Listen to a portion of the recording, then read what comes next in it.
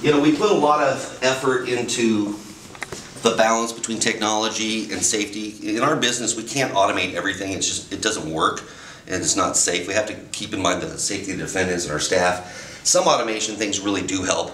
If you're familiar with the Jamie Bindle case up in Monroe, yes. She disappeared. Well, one of those things that they had and weren't using properly is this key watcher system. So it's a biometric key system. Currently in the old jail, you go up to a window, you give them a car key from your car, they give you a set of keys, and then you hope to get them back at the end of your shift. Here it's biometric, so each staff member has a code. It only works with their thumbprint. It'll verify there's someone else on the admin staff saying, hey, we need to figure out why these keys aren't back.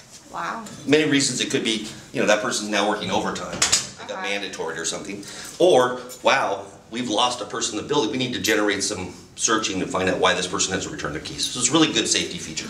We have a large training classroom, multi-purpose briefing room, which we currently don't. It doubles as a lunchroom on the other facility. So this is actually dedicated to briefings and training.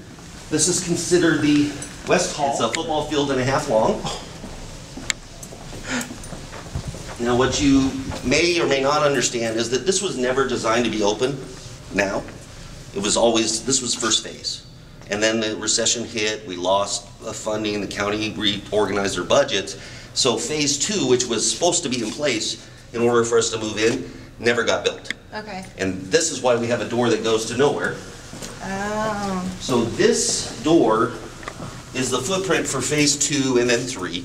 So outside this door is basically supposed to be another one of these areas here that I'm about to show you. It's just the exception of, there are going to have to be some females that are in here that just can't get along with, say, general population, be it mental illness, be it hostility, drugs, whatever. So some of this area will have females housed in it, but generally this is designed for our maximum security, people that just cannot get along. And you'll see the difference in benefits that we have tried and built in to encourage the defendants to want to move down into a lower classification.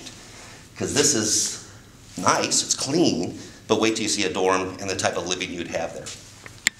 We talked about having a redundant control.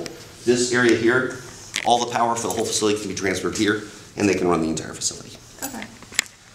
So what you'll have here is 31, 31, 29, and 29, and the reason is there's a ADA cells, so there's a difference in the, how many people you can house. And you'll notice that there's caps on the inside locks. So although staff would have keys, if they get themselves in here, they cannot get out of here without control. Okay. So this is a typical dorm. What you see here is called a negative pressure area. So back in the day, tuberculosis was kind of a big thing. We were seeing a lot of it with the homeless population and stuff. And there's a requirement to have some negative pressure cells for those type of individuals until you can get them triaged. Anymore, it really doesn't, we don't see it a lot. So this really will become what we refer to as kind of a screamer cell. Those that are so tragically mentally ill, they're not stabilized yet, they cannot cohabitate with other people, or they get victimized, unfortunately, by other people. Okay. So this gives a layer of protection for them, not to have people at their door, throwing stuff under their doors, picking on them, irritating them. Provides a level of protection within the unit from other defendants. Because we don't want to get locked in there. Step on it. You'll see the difference in what's considered maximum or I can't behave compared to, okay, I can get along. So the acoustics are much nicer. You're not sharing a small cell for 23 hours with another individual. You have the ability to use a bathroom with a door on it, which is a huge perk. You have TVs in here, 2 large TVs. You have access to a library at all times. You have access to games. You have access to a much larger recreation yard with an exercise equipment. You have access to phones right then and there. So the hope is defendants will want to move down once they get a taste of this type of living. And bunks to be able to hang themselves from something. So we've got these plastic beds that their mattress goes into. Okay. These are all on camera. Every cell has a camera in it, so they can be monitored via monitor in the control booth to make sure they're not trying to harm themselves. There is a shower in this area and a telephone, so this individual would be monitored every 15 minutes physically. on camera 24/7, and they would do all their time out, as far as out of the cell, within this little area until they were out of crisis. Comes off, and this entire unit slides as one into the retherm oven. My goodness. Just sits in there, does its retherm based on a pre-programmed time, depending on what they're cooking. Then that stuff comes out still on those racks with a handle, and it gets transferred to carts like this. Picture this with food in it, just off those carts. So really, it's efficient, very efficient. It will be a 2,000 man or woman facility. So things like medical and your booking, generally, they're in the middle of your facilities. You can't expand them. So we really overbuilt this for the future.